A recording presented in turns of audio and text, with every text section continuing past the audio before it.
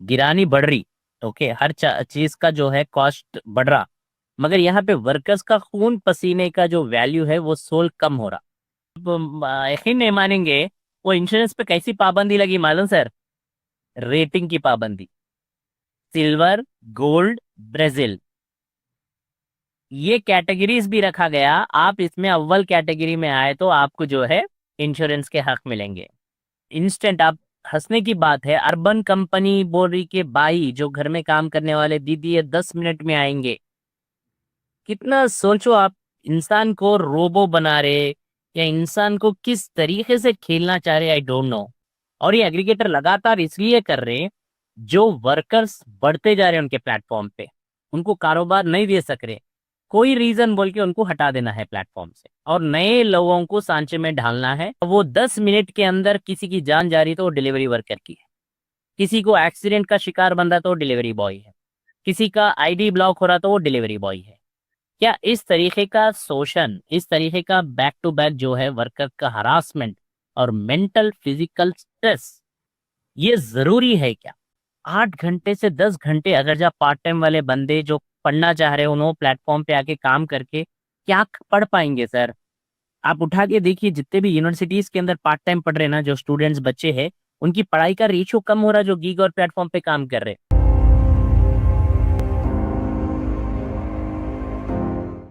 नमस्कार, मैं हूं निधीश त्यागी और आप हैं हरकारा डीप डाइव पर।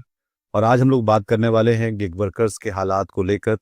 अ, आपने पता नहीं किस कभी सोचा है उस जिंदगी के बारे में जब गिग गिग वर्कर्स नहीं हो आपकी जिंदगी में।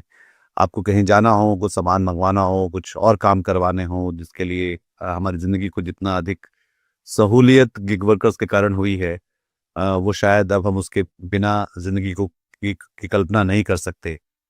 पर आपने कभी सोचा है कि उनकी ज़िंदगी कैसी है? वो लोग कैसे रहते हैं? उनकी चुनौतियाँ क्या हैं? उनकी तकलीफ़ें क्या हैं? और किस तरह से वो इस अपनी ज़िंदगी को कहीं भी सड़क पर ज़्यादातर रहते हैं, ज़्यादातर अनिश्चितताओं से जूझते रहते हैं, जबकि हम जानते हैं कि ट्रैफ़िक कैसा होता है, समय किस तरह से हमारे सड़कों पर जाया होता है। हम देखते हैं कि बहुत सारे लोग जो हैं बेरोजगारी के कारण गिग वर्क पे आते हैं। बहुत सारे लोग हैं जो रिटायर हैं या बेरोजगार हैं, इसलिए उसमें उनको आना पड़ता है। भारत में इस समय करीब 1.25 करोड़ के आसपास गिग वर्कर्स हैं। और जो भारत है जिसको हम कहते हैं चौथी सबसे बड़ी इकोनॉमी, जो बार बार हमको बताया जाता है, उसमें करीब 1.25% उनका उस इकोनॉमिक जीडीपी में उनका योगदान बताया जाता है। और ये सब सरकारी आंकड़े हैं। अ, हमने पहले भी बात की थी कासिम सैयद से, जो कि कॉर्नेल में पीएचडी पढ़ रहे हैं और बीच में वो ज़ोमैटो वर्कर बन के रहे थे और उन्होंने एक लंबी चौड़ी रिपोर्ट लिखी थी उनकी ज़िंदगी के बारे में। शायद आपको याद हो।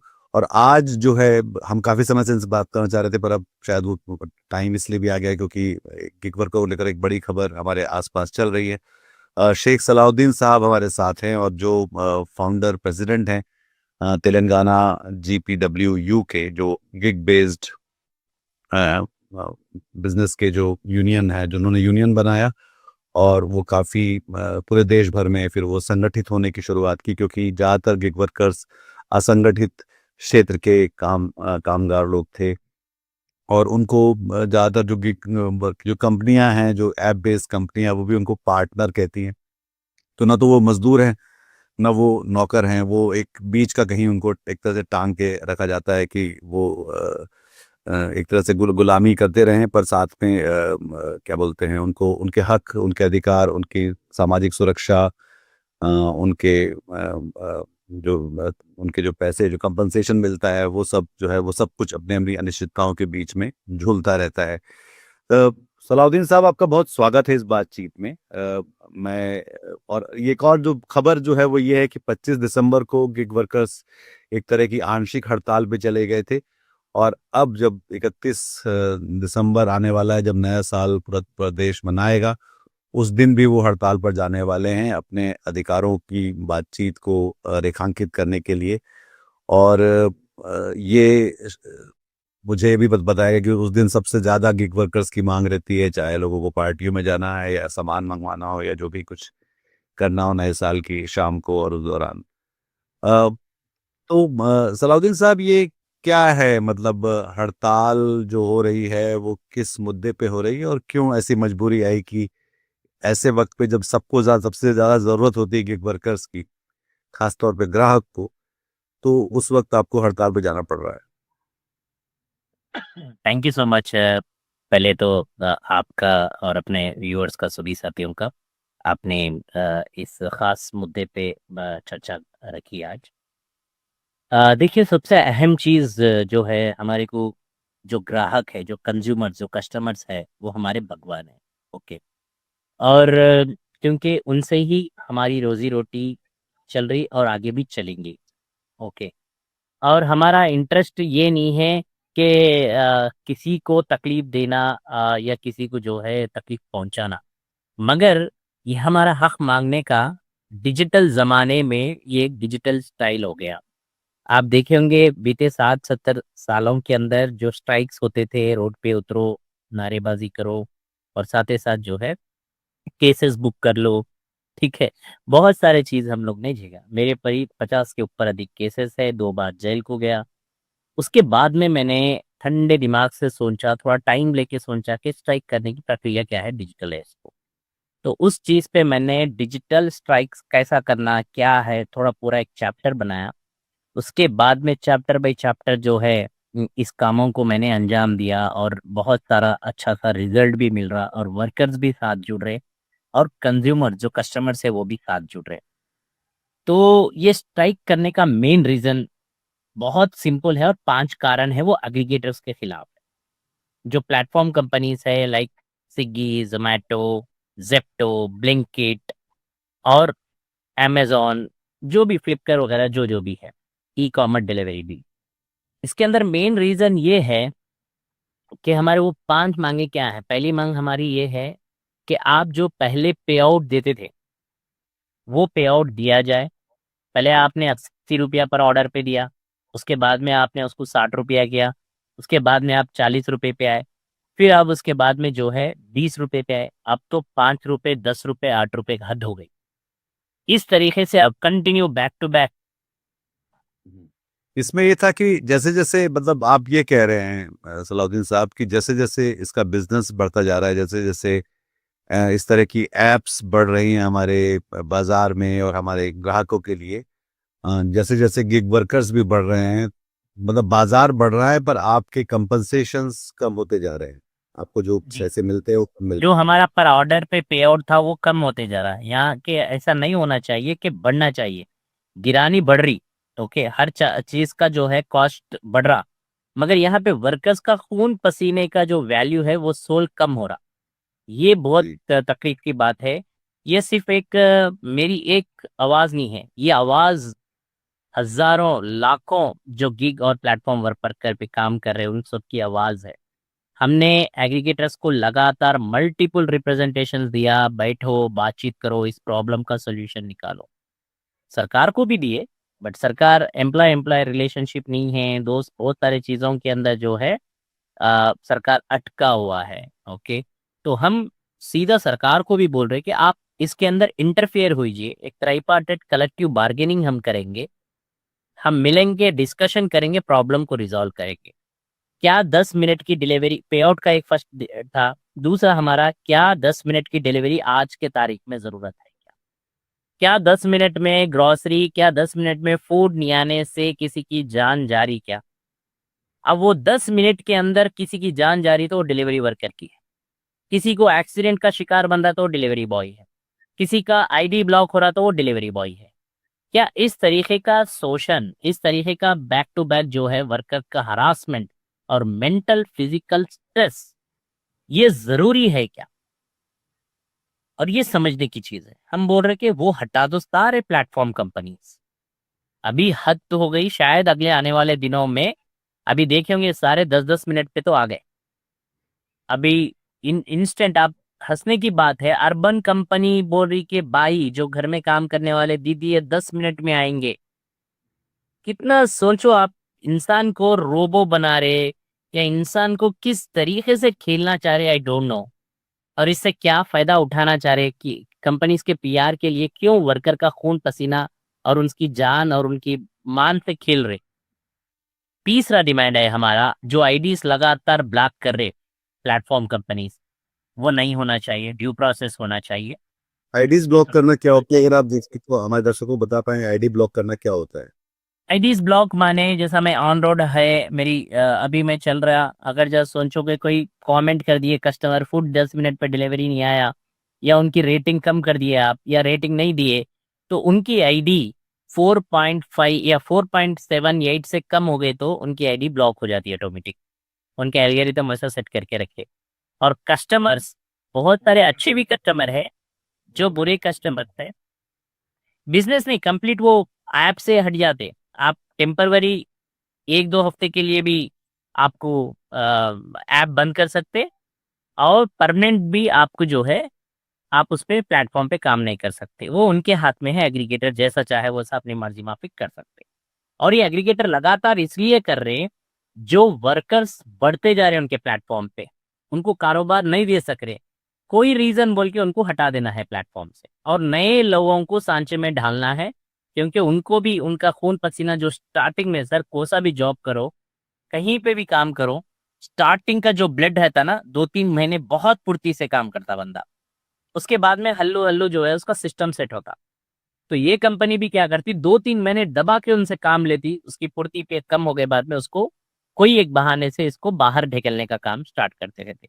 जो पुराने सीनियर्स हैं उनको सिस्टम है थोड़ा बहुत फिर भी चला ले रहे, मगर जो नए बच्चे 2 घंटे 3 घंटे 4 घंटे 5 घंटे बोल के समझ के आ रहे, वो सारे लोग हैं जो पार्ट टाइम पढ़ रहे। इंडिया के अंदर जो पार्ट टाइम पढ़ने का कल्चर बना के रखिए, वो बाहर से बहुत डिफरेंट है।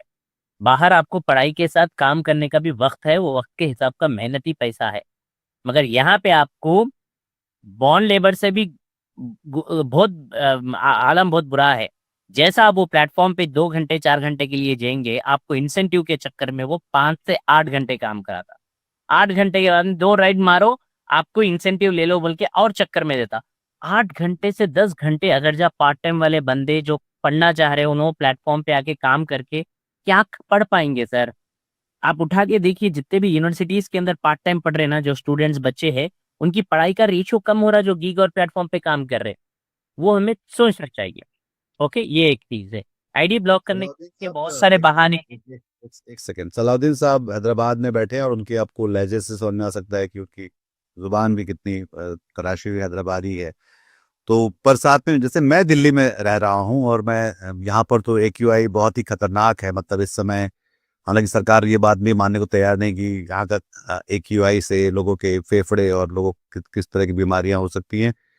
एक स्टडी में इसको कोविड के साथ इसकी तुलना भी की जा रही है।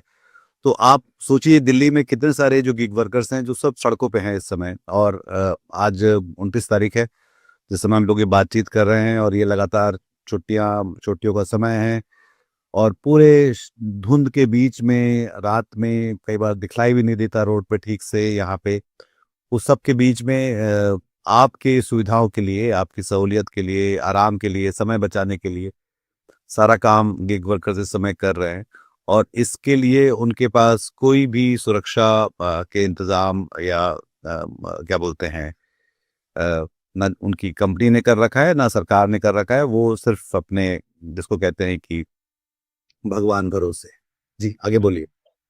सर वो प्लेटफॉर्म पे आप, सॉरी आप ये बात बोलने से बोलना पड़ रहा, ये थोड़ा हट के पॉइंट है। इनके प्लेटफॉर्म पे शूटर मफलर ग्लव भी खरीदने के पैसे लगते, समझे सर। ये कंपनी ने इतना, ये नहीं जानते, अरे बारिश हो रही तो रेनकोट बेच दिए, धूप काला हो गया तो उसके लिए कुछ दूसरा बेच दिए, जैसे कि ठंडी है ठंड का मौसम है, शबनम गिर रहा तो उसके लिए जॉकेट बेच दिए, गरम गरम जॉकेट, हाँ तो शाल बेच दिए। क्या धंधा बना दिए सर। उनका ब्रांडिंग सर, उसके ऊपर भी उनके टी शर्ट पे स्विग्गी जोमेटो अमेजोन फ्लिपकार्ट लिखा हुआ रहता। उनकी ब्रांडिंग करने के लिए उनका प्रोडक्ट खरीद के हम पहन के उसका पैसा हम दे के उनका ब्रांडिंग करना है। अगर जब देना है तो मेरे मर्जी मर्जी का कलर मैं लूंगा ना, मैं चूज करूंगा ना, क्यों आप सब ब्रांडिंग बनाना है। आप ये कह रहे हैं कि ये जो कपड़े पहन के जो आते हैं, ये कपड़े आपको जो गिग वर्कर को खरीदने पड़ते हैं, ये पैसे लेते हैं इस बात ये उससे? टी शर्ट तो खरीदना है सर, जो उनका कलर का टी शर्ट है, बैग भी खरीदना पड़ रहा है जो उनका पीछे मार्केटिंग लगा के फिर रहे हैं हम। तो ये तरीके का आलम है। अ, आप ये बात बोलने से बोलना पड़ा मेरे को। नहीं नहीं, ठीक है, तो बिल्कुल अच्छा कहता है। तो चौथा पॉइंट जो है सर, दूसरा पॉइंट था आईडीज ब्लॉक। तीसरा पॉइंट ये है कि हम क्या चाह रहे, इसके अंदर जो एल्गोरिथम फिट हो रहा वर्कर्स के ऊपर, वो एल्गोरिथम हट जाए। क्योंकि ये एल्गोरिथम कैसा होता है बोल तो सर, एक रेस्टोरेंट, एक होटल, एक कहीं पे भी स्टोर पे अगर जो हम पांचों लोग, चारों लोग काम कर रहे हैं, तो उसमें से जो ज्यादा घंटे काम कर रहे हैं, जो इंसेंटिव के करीब है, जैसा कि 10 राइड मेरे को मारने से मेरे को इंसेंटिव मिल रहा, तो मैं 8वें ऑर्डर पे रुक जा रहा हूँ, वो 2 राइड के लिए और 4 घंटे मेरे को वो प्लेटफॉर्म पे मजबूरन काम करने के लिए रोका गया। क्यों? क्योंकि जो नया बच्चा अभी आके एक वो कर लेता ना, लॉग इन कर लेता ना, उनके लिए ज्यादा हो राइट। अरे मैं बोल रहा हूँ कि वो प्लेटफॉर्म पे, वही होटल पे मैं आधे घंटे से खड़ा हुआ हूँ, मेरे को नहीं देखी बुकिंग, अभी जो बच्चा आ गया उसको क्यों दिया? ऐसा बहुत सारा एल्गोरिथम जो है हमारे को पीछे से कंट्रोल कर रहा है, उसका ट्रांसपेरेंसी होना चाहिए। और रही बात ये साथ ही साथ इनका जो ये कंपनी का जो ग्रीवेंस मैकेनिज्म है, वो ट्रांसपेरेंसी होना चाहिए, शिकायतें दर्ज करना चाहिए, वो शिकायतें सुनना और उसका बोथ साइड, कस्टमर कंज्यूमर का भी और डिलीवरी वर्कर्स का भी सुनना चाहिए। ये चीज़ों पे हम लोग ने बात रखी। मोटा मोटा हम लोग ये जो डिमांड सारे मांग रहे हैं, वो हमारे डिमांड जो है, जो पहले लोग काम करते थे हम उसका ही हक मांग रहे हैं। ऐसा नहीं है कि हम कोई एक नया हक मांग के जो है सरकार को या नहीं तो एग्रीगेटर कंपनीज को इसमें से प्रेशर बिल्ड करना चाह रहे हैं। और ये सारे चीज़ों पे एक इंसान इंसानियत के नाते सोचे।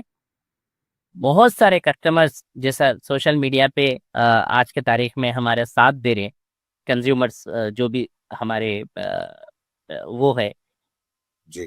तो 10 मिनट डिलीवरी किसको जरूरत है बोल रहे, और पे क्या, पे क्यों उतना कम पे दे रहे बोल रहे। सर यही दसरा, दीपावली, रमजान या ना क्रिसमस, आपने एग्जाम्पल 100 रुपए के केक को 200 रुपए बेच रहे हैं आप, कस्टमर तो नहीं पूछ रहे ना सर आपसे, कस्टमर तो मंगा रहे, आपके ऑर्डर्स बढ़ते जा रहे हैं। आप तो स्विगी का रिपोर्ट देखिए, कितने शर्म की बात है हमें। स्विगी का जो रिपोर्ट निकला, उसमें उन्होंने ये इतने इतने ऑर्डर इतने इतने शहर में मंगा रहे बोल के बोल दिए। मैं सीधा स्विगी के सीईओ से पूछना चाह रहा हूँ, फिर आपने ये क्यों नहीं निकाला 10 मिनट के डिलीवरी में इतने इतने रोड एक्सीडेंट्स हुए, इतने इतने जने की जान चले गई, इतने इतने जने को मेंटल फिजिकल स्ट्रेस निकला, इतने वर्कर्स जो है परेशान हुए, वाई नॉट? क्यों नहीं निकाल पाए? वो भी रिपोर्ट निकालो ना। जी। आपको जितना पीआर चाहिए, पीआर का रिपोर्ट परफेक्ट निकलता आपसे। मैं बोलूँ, चैलेंज करूं कि स्विगी के सीईओ को, बैठो ये सारे चीज, ये भी रिपोर्ट निकालो आप जैसा निकाले। आप बताओ ट्रांसपेरेंसी में कितना वर्कर कितने घंटे काम कर रहा आपके प्लेटफॉर्म पे, कितने वर्कर को कोटा सोशल सिक्योरिटी मिल रहा, कितने वर्कर को आपने क्या बोलते हैं रोड एक्सीडेंट्स में प्रोवाइड किया आपने, कितने जनों की अगर जान जाते समय आपने बचाया, और उनके फैमिली के खड़े लास्ट तक खड़े हुआ, और जो इंतकाल कर चुके हैं उनके फैमिली को आपने सपोर्ट क्या दिया। ये सारा चीज तो बोलना चाहिए ना सर, ये भी तो निकलना चाहिए ना रिपोर्ट में। ये क्यों नहीं निकल रहा रिपोर्ट में? ये जो पार्टनर होते हैं सलाउद्दीन साहब, ये जैसे कोई ऑन ड्यूटी, अगर मैं कहीं जा रहा हूँ और मैं गिग वर्कर हूँ और मैं एक्सीडेंट हो गया, मुझे किसी कार ने मार दिया, मैं बाइक पे जा रहा हूँ, तो मुझे, तो ये इसका इंश्योरेंस वगैरह कुछ होता है? सर इंश्योरेंस उनका होता नहीं है, बोल के नहीं है, वो एक पीआर है, बल्क इंश्योरेंस है। इन्होंने इंश्योरेंस इंडिविजुअल नाम पे नहीं लिया, इन्होंने वर्कर की इंडिविजुअल नाम पे नहीं लिया, इन्होंने बल्क में इंश्योरेंस खरीदा। वो इंश्योरेंस सिर्फ आप ऑन ड्यूटी पे ही चल सकता। सोचो क्या जी, आप अभी लॉग इन करके है, सोचो कि आप 10 मिनट के लिए लॉग आउट करना चाह रहे, आराम करना चाह रहे थोड़ा, या उस समय कहीं चाय पीना चाह रहे, या वॉशरूम जाना चाह रहे, कोई रोड पार कर रहे, मेरा काम फिर खत्म नहीं होता लौटना है। चाह रहे, यस, सिंपल। उस टाइम पे आपका इंश्योरेंस काम नहीं करता, कुछ रास्ते में हादसा हो गया तो। और वो इंश्योरेंस को आप आप यकीन नहीं मानेंगे, वो इंश्योरेंस पे कैसी पाबंदी लगी मालूम सर? रेटिंग की पाबंदी, सिल्वर, गोल्ड, ब्राजील, ये कैटेगरीज भी रखा गया। आप इसमें अव्वल कैटेगरी में आए तो आपको जो है इंश्योरेंस के हक मिलेंगे। अब वो रेटिंग डिसाइड करता कि मेरा इंश्योरेंस उसको क्लेम करना है या नहीं करना, उसको क्लेम मिलता है या नहीं मिलता। और ये सारे इंश्योरेंस थर्ड पार्टी थ्रू लेके रखते, जैसे कि रिलायंस इंश्योरेंस है, वो इंश्योरेंस को अडॉप्ट करके रखा।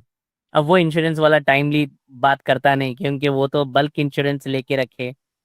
तो वही बोल रहा हूँ कि अगर जो आपकी नीयत साफ है, आप काम करने के लिए साफ है, तो बताओ ना, क्यों छुपा रहे आप आंकड़े, क्यों छुपा रहे? हाँ, देश के अंदर हर रोज कितने एक्सीडेंट हो रहे। सोशल सिक्योरिटी में क्या मांगे हैं आपकी, या किस बारे में बात होती रही है इसके? सर अभी तो सोशल सिक्योरिटी रिसेंटली पास हुआ, बट कब से इम्प्लीमेंट होंगे स्कीम, क्या क्या स्कीम मिलेगा, जैसा कि लास्ट आप सुने 5 साल से ESI, PF, health, maternity, pension जैसे स्कीम्स और एक्सीडेंटल और इंजोर जैसे सारे स्कीम्स भी मिलेंगे बोल के बोल रहे। परसों ही पार्लियामेंट सेशन खत्म हुआ, तो शायद इसके ऊपर गवर्नमेंट कितना जल्दी एक्ट करती देखना है। और जो जो स्टेट गवर्नमेंट्स बनाए अभी तक कानून बनाए, जैसा कि कर्नाटक, झारखंड, राजस्थान, अ, और क्या बोलते बिहार, ये चार, और तेलंगाना रिसेंटली कैबिनेट भी बिल अप्रूव करा। तो ये 5 स्टेट में भी अभी तक जो है स्कीम्स अभी बाकी है, कब बनेंगे, कैसे वर्कर्स को मिलेंगे, ये सब देखने की चीज़ है। हम लोग इंटरेस्टेड है कि गवर्नमेंट जल्द से जल्द इसमें इंटरफियर करके इस चीज़ को समझे और वर्कर को फायदा दिलाए, क्योंकि 5 साल हो गया। क्योंकि एग्रीगेटर्स, जहां तक मेरे को मालूम है, सारे एग्रीगेटर्स जो है वर्कर्स का डेटा हाथ में लेके बैठे, सरकार को नहीं दे रही। अगर जो सरकार स्कीम चालू भी करना चाह रही, तो डेटा नहीं रहने की वजह से जो है सरकार जो है आज के तारीख में हाथा बांधे हुए है स्टेट और सेंट्रल गवर्नमेंट्स के। तो किस किस बातों को लेकर ट्रांसपेरेंसी के इश्यूज हैं गिग वर्कर्स और उनके एग्रीगेटर्स, या जो फेयर को लेके ट्रांसपेरेंसी है सर। फेयर को है, फेयर के किलोमीटर को है। अगर जब मेरा लोकेशन एग्जाम्पल मेरे ऐप के ऊपर, ऐप खोलने से पहले मेरे को 5 किलोमीटर बता दिया एक एक एक लोकेशन से वाई लोकेशन। अब मैं वो लोकेशन जैसा ऑर्डर ले लेके पिकअप करके अंदर जाता हूँ, वो 5 किलोमीटर जाके 7 किलोमीटर बन जाता, 2 किलोमीटर अचानक बढ़ जाता। अब उसका कोई ट्रांसपेरेंसी नहीं है, उसकी कोई जिम्मेदारी नहीं है। ऐसी अगर जो कस्टमर मिसबिहेवियर है, उसके ऊपर कोई कस्टमर एक्शन नहीं लिया जाता। अगर जो डिलीवरी बॉय के पास से कुछ भी छोटा सा, जैसे कि बहुत सारी जगह फूड लीकेज रहता, वो हम लोग लीक नहीं करते। लीक वया टू रेस्टोरेंट से कभी कभी हो जाता, वो लोग भी वांटेडली नहीं करते। कोई भी चीज़ जो है अनवांटेड ही होते रहती। कभी कभी उनके पास कैसा रहता, ऑर्डर्स पूरे बल्क में आते रहते, जैसे कि एग्जांपल हैदराबाद जैसे शहर में, बैंगलोर जैसे जगह बिरयानी रेडी हो जाती, और पूरे बिरयानी एक जगह रखते, वेज, चिकन, मटन, वेज ऐसा रखते रहते, वो अपने इशारे से वेज नॉन वेज उठा के दे देते रहते। कभी कभी एक्सचेंज भी हो जाता। और वो बिरयानी या कोई भी चीज़ हो, इवन डोसा हो, वड़ा हो, कुछ भी हो, कितनी देर से गर्म है आई डोंट नो, क्योंकि 10 मिनट में गर्म पूरी तल के लाना इट इज इम्पॉसिबल, गरम डोसा डाल के लाना इम्पॉसिबल। ओके, ये सारे चीज़ें, गरम गरम बिरयानी पका के लाना इम्पॉसिबल। जो रेडीमेड है, जो बना के रेडी रखते होटल्स पे, वो दिया जाता। अब वो भी 10 मिनट में ऑर्डर कभी कभी पैक ही नहीं होता, हमारे को ऑर्डर असाइन हो जाता। जो मैनेजर्स बैठ के रहते ना, जो काउंटर के ऊपर, उन लोग अपने टारगेट के लिए ऑर्डर एक्सेप्ट कर लेते रहते। डिलीवरी बॉय वहाँ पे जाना, वो ऑर्डर लेना, फिर लिए बाद में उन्होंने OTP जनरेट करके फिर जाके डिलीवरी करना। अब फोन आते रहता कस्टमर का, भाई 10 मिनट हो गया ऑर्डर नहीं आया, भाई 10 मिनट हो गया ऑर्डर नहीं आया। अब क्यों 10 मिनट के बाद 12 मिनट के ऊपर अगर जो ऑर्डर नहीं पहुंचा, वर्कर के ऊपर, डिलीवरी बॉय के ऊपर पेनल्टी मारी जाती सर। और वो पेनल्टी का पैसा कंज्यूमर को ऑफर के रूप में दिया जाता। सोचो कितनी बुरी बात है, उनको लगाओ कौन बोला 10 मिनट का, और उसका पेनल्टी कौन डालो बोले, और वो पेनल्टी हमारे से वसूल करना, ये कहाँ का इंसाफ है? और क्या 10 मिनट डिलीवरी लगाते समय क्या आपने हमारे से पूछा? क्या प्लेटफॉर्म कंपनीज ने हमारे से राय मशवरा लिया? आप तो अपनी मर्जी माफिक चलाना चाह रहे हैं। तो सर याद रखने की जरूरत है सर, सारे कंपनीज को भी मैं आपके दौरान बोल रहा हूँ कि जितने भी प्लेटफॉर्म कंपनीज है, Swiggy, Zomato, Amazon, Flipkart, Blinkit, Zepto, जो जो भी कंपनीज है, प्लेटफॉर्म ई कॉमर्स कंपनी सारे, आप लोग एक चीज याद रख लेना, दिल पे हाथ रख के, सारे कंपनीज के सीईओ से मैं बोल रहा हूँ, दिल पे हाथ रख के सोचना, आप कहाँ पे थे, आज आपको कहाँ पे लेके आए। और इसमें जिसका खून पसीने का पैसा है, जिसका खून पसीने की मेहनत है, उनके ही थ्रू आप लोग यहाँ तक पहुंचे। वो आप कब भूल जाते रह रहे, हम आपको याद दिलाते रह रहे, जो आपने पार्टनर पार्टनर के नाम पे हमारे को बोलते गए, हम आपको याद दिलाते जाए, जितनी आपकी हक है उससे बढ़ के मेरी भी हक है एज ए पार्टनर। मगर आप मेरे पार्टनर को भी ट्रांसपेरेंसी नहीं रखा इस चीज में, आपने सिर्फ गुलाम बना के रखा। उसके लिए हमारी लड़ाई है, हमारा हक का पार्टनरशिप दो, बताओ कितने आईपीओस के अंदर आपका पैसा लग रहा, वो पैसे के अंदर किसका खून पसीने का पैसा है, वो कहाँ पे लग रहा।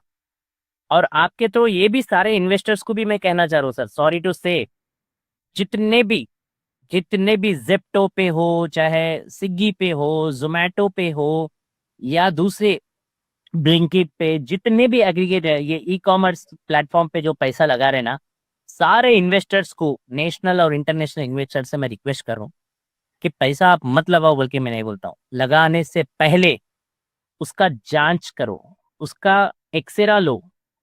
जो प्लेटफॉर्म पे आप पैसा लगा रहे, वो प्लेटफॉर्म क्या जो आपको बताई जा रही इन्वेस्टमेंट कंपनीज को, क्या वो ट्रू ट्रू है या फॉल्स है, उसकी जानकारी करके आप वो कंपनी पे इन्वेस्ट करिए। और वो इन्वेस्टमेंट जो कर रहे हैं आप, हमारी मेहनत का पैसा है, और वो उसमें हमारा हक है, क्योंकि हमारा खून पसीने की वजह से ही कंपनी वहां तक पहुंची, और वो आप इन्वेस्ट कर रहे वहां पर। तो ये चीज सारे इन्वेस्टर्स, नेशनल पे हो इंटरनेशनल पे हो, जानना चाहिए। और हमें 2 दिन से सर, जितना ये स्ट्राइक्स अभी फ्लैश स्ट्राइक चल रहा, समझने की बात है सारे लोग को, हमारे को आज अभी मैं आपसे बात करूं, मेरे को अभी मेरे साथी ने भेजा आपका, बात करते रहे तो, अमिताभ बच्चन साहब जो है, प्लेटफॉर्म पे आओ, इलेक्ट्रिक गाड़ी लेके जाओ 31 को बोल के एड्स दे रहे हैं। और कोई हीरोइन है, हमारे बहन, उन्होंने जो है प्लेटफॉर्म पे आके काम करो आप, इंसेंटिव लेके जाओ बोल के। आज मेरे पास बंगला है, गाड़ी है, मोटर कार है, बैंक बैलेंस है, क्या है तुम्हारे पास? हाय देवी और सज्जनों, अगर ऐसा कोई पूछे ना तो उसको बोलो कि मेरे पास माँ को घुमाने के लिए ईवी जीतने का मौका है। जी हाँ, बस स्विगी के साथ 31 दिसंबर और 1 जनवरी शाम को 7 से 10 बजे तक डिलीवरी करो और न्यू ईयर में मेगा ड्रॉ में ऑटोमेटिक एंट्री पाओ। जी हाँ भाई साहब, जी जल्दी कीजिए। और हाँ, क्रेजी अर्निंग तो होगी भाई साहब, साथ में टॉप 10 विनर्स को मिलेगी एक ब्रांड न्यू ईवी भी। जी हाँ, तो भाई साहब डिलीवरी करो और विजयी भव। हाँ सर, एक तरफ से हम लोग जो स्ट्राइक कर रहे हैं, फ्लैश स्ट्राइक, इसको आप बैंड ओवर होके आपने लाखों का रुपया एड्स पे लगा रहे। अमिताभ बच्चन जैसे साहब को आपने एड पे उतार दिया, वो कोई हीरोइन है, तमन्ना, पता नहीं है वो हीरोइन का नाम, उसको आपने एड पे उतार दिया। कितना लाखों रुपए आपने पैसे एड्स पे लगा रहे, यहाँ पे वर्कर के रोजी रोटी के ऊपर लग रहे। अगर जब वो पैसे वर्कर में बांट देते थे ना, इतनी नौबत नहीं आती थी ना सर आज स्ट्राइक करने की। वर्कर मांग रहा तो क्या मांग रहा, जो पैसे आपके हक के पैसे है वही आप लगातार दियो बोल के मांग रहे। हम क्या, इसमें क्या नया मांग रहे, वो हमारे को समझ में नहीं आया आज तक। मजेदार बात यह है कि अमिताभ बच्चन भी ये सारी मजदूरों के रोल कर करके वहां तक सुपरस्टार बने, और अब वो मजदूरों के खिलाफ ये एक तरह का बयान दे। कूली जैसा पिक्चर निकाले उन्होंने, बहुत सारे जैसे पिक्चर जो ये, जैसे पिक्चर में अपना खून पसीने की हक मांगने की, रोजी रोटी की बात करे, यहाँ पे वर्कर लगातार, पूरा नेशनल मीडिया, इंटरनेशनल मीडिया, सारे, सर मैं बोला तो अगर जब झूठ बात बोला हूँगा मैं मान लिया, मगर जमीन पे काम करने वाले जितने भी टीवी शोज एंकर्स है, जमीन पे ग्राउंड रियलिटी पे वर्कर के सामने माइक पकड़ के पूछ रहे हो, उन्होंने तो झूठ नहीं बोल रहे ना सर। एक माइक ऐसा बता दो कि हाँ मेरा वर्कर का फायदा हुआ, इसके वजह से मेरे फैमिली के अंदर चेंजेस आए, एक बता दो सर। इतने news channel, national media, international media, सब डायरेक्ट जाके कवर कर रहे, उतने सारे जने तो झूठ नहीं बोलेंगे ना सर आपकी कंपनी के खिलाफ। इतने सारे लगातार इंडिया में स्ट्राइक्स हो रहे, वो स्ट्राइक्स का कारण सिर्फ मैं अकेला नहीं हूँ सर। उनका खून पसीना, उसका हक छीना जा रहा, उसकी रोजी रोटी छीनी जा रही, उसकी आवाज है सर। वो आवाज आप सुनने के लिए तैयार नहीं है, वो आवाज को आप बात बुलंद करने के लिए तैयार नहीं है। ये सारे कंपनीज को आपने लाइन पे लगा दी, सारे एक्टर्स को लाइन पे लगा दिया। हाँ, अक्षय खन्ना जैसे पता नहीं है मेरे को क्या क्या हीरोज के अभी एड्स आएंगे। अभी तो 2 एड्स लगातार पूरे हमारे ग्रुप्स में चला रहे। एक अमिताभ बच्चन साहब का, एक कोई हीरोइन का, तमन्ना शायद कुछ है, मैं अभी आपको भेजूंगा। वो 2 एड्स चला के सबको बोल रहे कि आ जाओ, ऑफर इलेक्ट्रिक व्हीकल आपको बम्पर ऑफर में मिलने वाली है बोल के अमिताभ बच्चन साहब बोल रहे। 31 के दिन आप आ जाओ, जुड़ जाओ, काम करो, इलेक्ट्रिक व्हीकल लेके चले जाओ। सर इस तरीके से समझ में नहीं आ रहा सर, ये कि कहाँ पे जा रहा। ये मुझे पता आपकी, ये आपकी सफलता की निशानी है कि आपकी जो हड़ताल है या जो आप लोग ये आंदोलन कर रहे हैं इसको लेकर उनको मतलब अमिताभ बच्चन को उतारना पड़ा, तो ये कि आपकी सफलता की कामयाबी की निशानी भी सलाउद्दीन। तो मैं ये भी समझना चाह रहा था कि ये जो पूरा संगठित आपने कैसे किया और ये बात कैसे शुरू हुई, जिसके बारे में हमको पहले भी बात करनी थी पर वो टलती रही। पर अब ये क्योंकि एक हड़ताल की बात भी है तो शायद सब लोग इस बात को ध्यान से देख भी रहे होंगे। उनके लिए समझना बहुत जरूरी है कि जैसे जैसे कि हमने शुरू में कहा कि वो ना तो मजदूर हैं, ना वो नौकरी पे हैं, वो एक पार्टनर हैं। और पार्टनर के साथ जैसे सलाउद्दीन साहब ने बताया कि वो पार्टनरशिप भी जो है वो एक तरफा है। उसमें ना तो ट्रांसपेरेंसी है, ना कोई बात बात सुनी जाती है, कही जाती है, ना चर्चा की जाती है, और फैसले थोप दिए जाते हैं। और उसमें लगातार उनको जो पैसे मिलते हैं वो लगातार कम होते चले जा रहे हैं, उनकी तकलीफें बढ़ती जा रही हैं। उनके पास सामाजिक सुरक्षा, मेडिकल इंश्योरेंस जैसे इश्यूज जो पेचीदे हैं। और सरकार अगर चाहे तो, जैसे कि सरकार बहुत चीज़ें चाहती है तो करवा ही लेती है, पर वो भी करती हुई नहीं दिखलाई पड़ रही, जो कि इस बहुत बड़ा नौजवानों का एक सेक्शन है जो गिग वर्कर्स की तरह काम करता है। और बहुत सारे लोग कोई शौक से काम नहीं कर रहे हैं, उनकी मजबूरियां हैं इसलिए वो काम कर रहे हैं। और वो इसलिए भी काम कर रहे हैं क्योंकि सरकार उनको रोजगार देने में असफल रही है। सरकार जो है उनको उनके लिए काम ठीक से जो है वो रोजगार के अवसर पैदा नहीं कर पाई। तो मुझे सलाउद्दीन ये बताइए कि ये पूरा एक जो आपने संगठित करने की शुरुआत की और वो अब तक कैसे पहुंचा, और ये कहाँ से बात शुरू हुई और यहाँ तक कैसे आई ये बात। सर इंडिया का पहला डिजिटल, मैं फख्र से बोलता हूँ कि इंडिया का पहला ऑर्गेनाइजेशन है हमारा Indian federation of app based transport workers और Telangana gig and platform workers union के गीग और प्लेटफॉर्म वर्कर को ऑर्गेनाइज किया। और इनकी हक की बात उठाने वाले इंडिया के अंदर नंबर 1 है। और इनकी तकलीफें और हम समझते हुए स्टेप बाय स्टेप पहले हम लोग ने वर्कर्स पे, जो ड्राइवर्स है, कैब ड्राइवर्स पे काम करना स्टार्ट किया। उसके बाद में डिलीवरी बॉयज आए थे, डिलीवरी बॉयज के ऊपर काम करना स्टार्ट किया। उसके बाद में अर्बन कंपनी के महिलाज के ऊपर काम करना स्टार्ट किए। उसके बाद में हम लोग जो है अभी ब्लड सैंपल कलेक्ट कर रहे उनके ऊपर, और दीदी के ऊपर जो 22-10 मिनट के डिलीवरी पे काम कर रहे। और ये सारे के साथ साथ पोर्टर जैसे, हाँ, डिलीवरी जैसे, ग्रैब जैसे कंपनी, जो बड़े बड़े ट्रक्स भी आजकल चलने के लिए देख रहे। तो ये सारे चीज को मूवमेंट बनाने के लिए हम लोग ने डिजिटल को हुई डिजिटल प्लेटफॉर्म से ही कनेक्ट किया। इंडिया का पहला ऑर्गेनाइजेशन है हमारा जो Telangana gig and platform workers union है, वो डिजिटल मेंबरशिप लेता और वर्कर्स को कनेक्ट करता वया टू व्हाट्सएप, वया टू टेलीग्राम। हमने वर्कर्स की आवाज़ को रीच होने की और उनकी सुनने की और उनकी आवाज़ को बुलंद करने की और उनके आवाज़ को समझ के गवर्नमेंट तक और एग्रीगेटर कंपनीज तक लेके जाने का काम किया।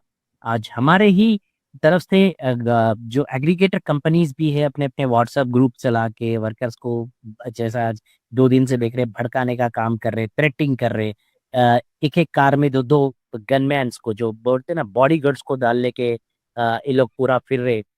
तो ये सारा जो डिजिटल मूवमेंट, जो डिजिटलाइजेशन को उन लोग प्रायोरिटी दिए थे, हम लोग उनसे 2 गुना अवेयरनेस लाने के अंदर, करने के अंदर हम लोग ने ग्रुप्स बना के काम किया। स्टेट ग्रुप्स के चैप्टर्स है, सेंट्रलाइज हमारे चैप्टर्स है।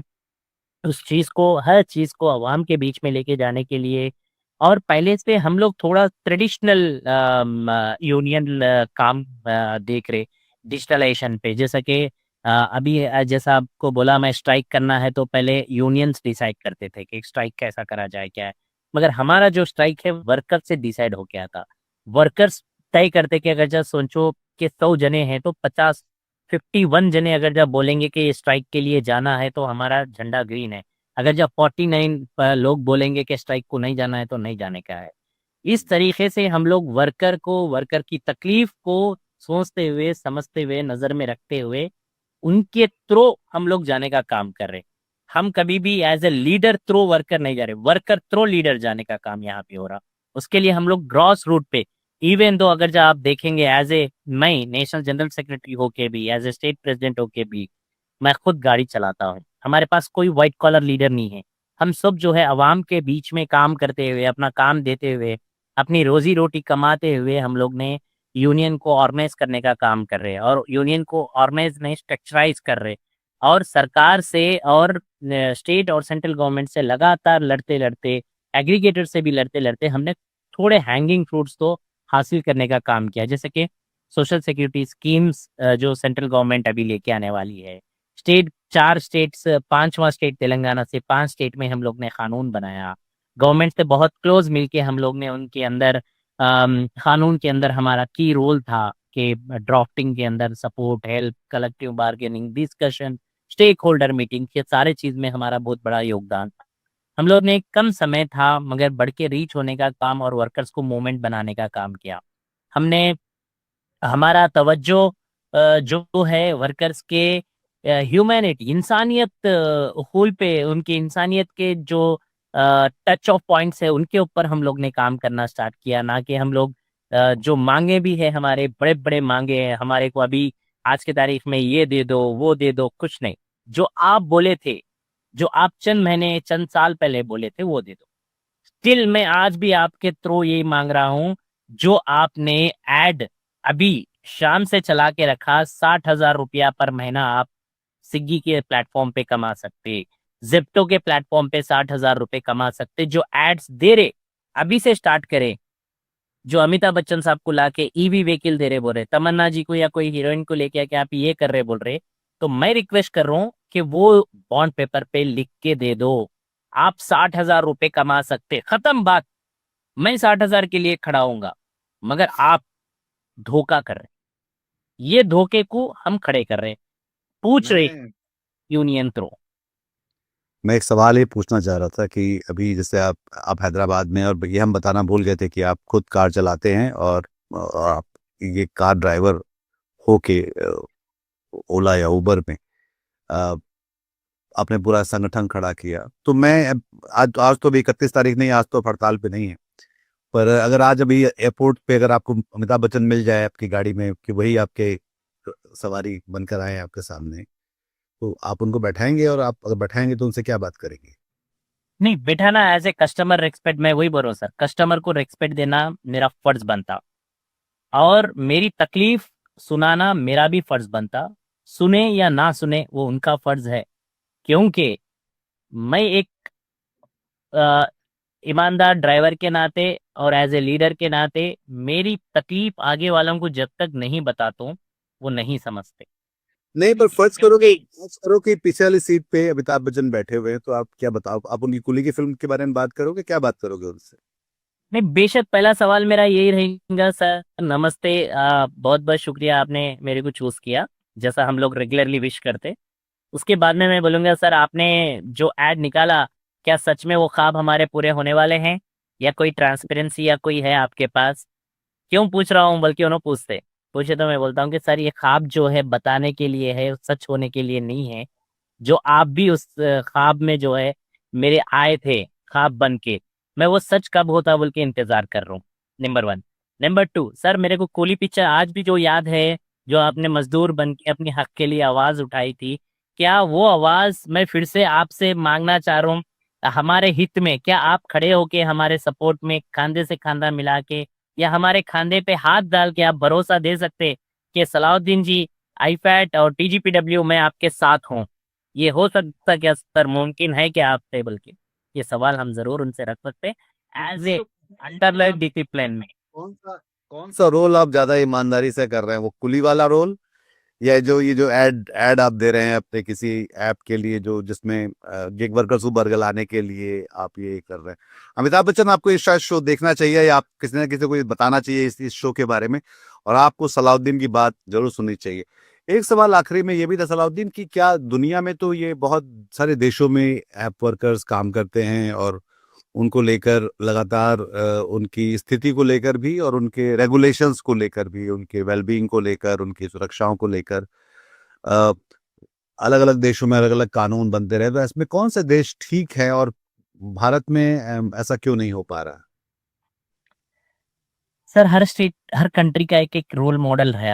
अगर जहाँ थोड़े कंट्रीज में देखेंगे एम्प्लॉय एम्प्लॉय रिलेशनशिप की जीत हासिल हुई। कई जगह जो है वर्कर का पे आउट जो एम्प्लॉय माना गया और उनको जो है सिस्टमाइज्ड पेमेंट के लिए माना गया। उनके पेमेंट को जो है वर्कर के पेमेंट को वहाँ पे मिनिमम वेजेस के लिए माना गया। और कई स्टेट में उनको डिफाइन किया गया, कंट्रीज में कहीं डिफाइन किया गया कि आप जो है इसके जिम्मेदारी से हट नहीं सकते। ये सारे जितने भी सोशल सिक्योरिटी की जिम्मेदारी वो आपकी फर्ज बनती है, अव्वल दर्जे में रहता। तो हर कंट्री का एक एक है। फिर भी अगर जब आप ऐसा बोलेंगे तो मैक्स क्या है, ये अभी एक कंट्री को बोल के एक कंट्री के ऊपर वो टिप्पणी करना भी अच्छा नहीं है। बट हाँ मैं ये बोल सकता हूँ कि अगर जा हम सोशल सिक्योरिटी स्कीम्स और कानून के साथ अगर जा सेंट्रल गवर्नमेंट और स्टेट गवर्नमेंट प्लान करे तो इंडिया का पहला कंट्री एक गाइडलाइन बनेगा सब कंट्रीज के लिए कि बेटर पॉलिसी और बेटर सोशल सिक्योरिटी मिल रही है बोल के। तो अभी आप इस 31 के बाद, आप 31 तारीख को क्या उम्मीद कर रहे हैं कि कितने लोग इसमें शामिल हो रहे हैं, और इसका क्या आगे का रास्ता कैसे निकलेगा उससे?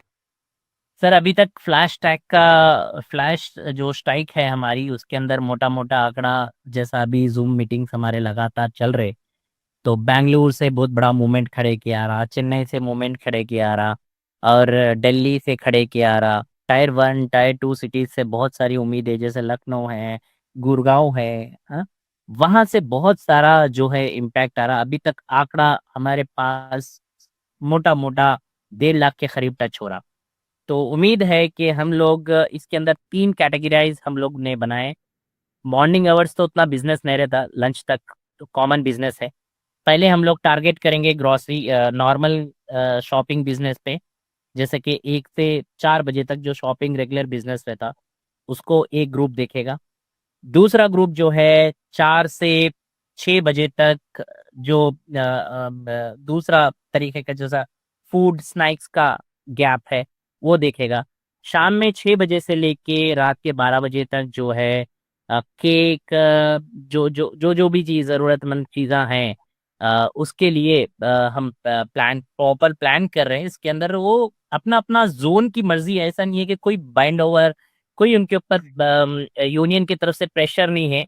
फ्लैश माने अपने मर्जी माफिक अपने स्टोर के हिसाब से पूरी जिम्मेदारी से, कोई स्ट्राइक करना नहीं है, कोई धरना करना नहीं है, कोई रोड पे निकल के जिंदाबाद मुर्दाबाद के नारे लगाना नहीं है। चुपचाप अपना फोन ले लो, गार्डन में बैठ जाओ, पार्क में बैठो या घर पे बैठो, गाना सुनो, मर्जी माफिक आप भी एंजॉय न्यू ईयर कराओ, न्यू ईयर मनाओ। 2-3 घंटे जो हर स्टोर के ऊपर जब प्रभाव पड़ेगा, जो असर पड़ेगा, वो काफी इम्पैक्ट खड़े करने वाला है। और हजारों लाखों कस्टमर्स भी आज अब मेरे को बहुत मैसेज पे मैसेज आते रह रहे हैं, जितने भी जानते लोग हैं, सलाउद्दीन हम तो ऑर्डर ही नहीं करना चाह रहे यार न्यू ईयर के लिए। ये पूरा जो कल की रैकेट नहीं। शायद भारत की पहली जो है वो एल्गोरिदम ड्रिवन डिजिटल सत्याग्रह या हड़ताल की तरह इसको देखा जा सकता है। यस। एक शायद गांधी होते तो वो भी इस असहयोग आंदोलन की तरह इसको देखते और कहते कि हाँ ये इसमें, और अपने अधिकारों के लिए अगर लड़ा जिसमें उसमें बुरी बात क्या है। कल अभी आज सुबह मेरे को कोई इकोनॉमिस्ट जो शेयर मार्केट के बाजार में जो ये चलता ना सर शेयर बाजार, उनसे फोन आया था कि सलाउद्दीन लगातार 2-3 दिन से जो शेयर गिरता जा रहा ये कंपनीज का, आपका इसमें क्या राय है? मैं बोला सर मेरा राय कुछ नहीं है, मैं तो मार्केट नहीं चला रहा हूँ, मार्केट उन लोग चला रहे हैं, मगर खून पसीना मेरा है उसमें, ये मेरा हिसाब मिल रहा बोल के मैं पूछ रहा हूँ सर, बस इसमें क्या मेरी बुराई है क्या? फिर उन्होंने बोला क्या परेशानी है सर, हमारे ये 3-4 मांगे हैं, आप बताइए अगर जब मेरी मांगे गलत हैं, तो वो इमिडिएटली बोले कि नहीं, आपकी हक की बात है, आप मांगना चाहिए। मगर पूरा पूरा इकोनॉमी जो ये शेयर मार्केट बाजार है, वो एक तरफ रुख कर दिया। आपका जो स्ट्राइक है पूरा माहौल को गर्म करके रख दिया। हम लोग भी एक्सपेक्ट नहीं करे, इतने एक्सपर्टीज है हम लोग हर रोज ये हमारा बिजनेस का व्यू है। हम लोग टीवीज में आके न्यूज़पेपर्स में आके बोलते रहते हैं कि आज ये शेयर बढ़ने वाला है, इस पे लगाओ, इस पे कम होने वाला है, एक अंदाजन बोलते रहते। मगर हमारे अंदाजे भी कभी घटे नहीं, आप जैसे लोग स्ट्राइक करने से वहां पे फर्क पड़ेगा बोल के उन्होंने आज मेरे को बहुत अप्रिशिएट किया उन्होंने।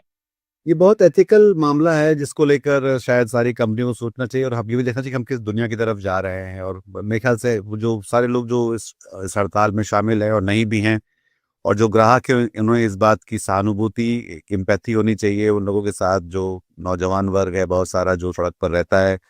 और काशी उनकी उनकी मुश्किलें थोड़ी सी आसान हो जाएंगी तो शायद वो खुश रहेंगे, और खुश रहेंगे तो ज़्यादा अच्छे से काम भी कर पाएंगे हम सब के लिए और इस भारत के लिए। बहुत शुक्रिया सलाउद्दीन साहब इस बातचीत के लिए। बहुत मुझे बहुत अच्छा लगेगा कि अमिताभ बच्चन इस बातचीत को देखें और उसके बाद थोड़े से उस अपनी कुली फिल्म और इस ऐड को दोनों को देखें और सोचें कि वो उनकी ईमानदारियां किस तरफ है। बहुत शुक्रिया फिर से आपका, दर्शकों आपको भी। और आप में से जो लोग भी गिग वर्कर्स हैं वो सब भी इसको अगर देखें, पसंद करें, साझा करें, क्योंकि ये आपकी बात है और जिसको पूरे देश को सुननी चाहिए और उसको समझना चाहिए कि ये एक कितनी जिम्मेदारी के साथ जो लोग काम कर रहे हैं उनके साथ हम किस तरह से बेहतर होकर पेश आ सकते हैं। नमस्कार, अपना ख्याल रखिए और साल मुबारक आप सब। नमस्कार। आज की ताजा खबर, आज की ताजा खबर, आज की ताजा खबर।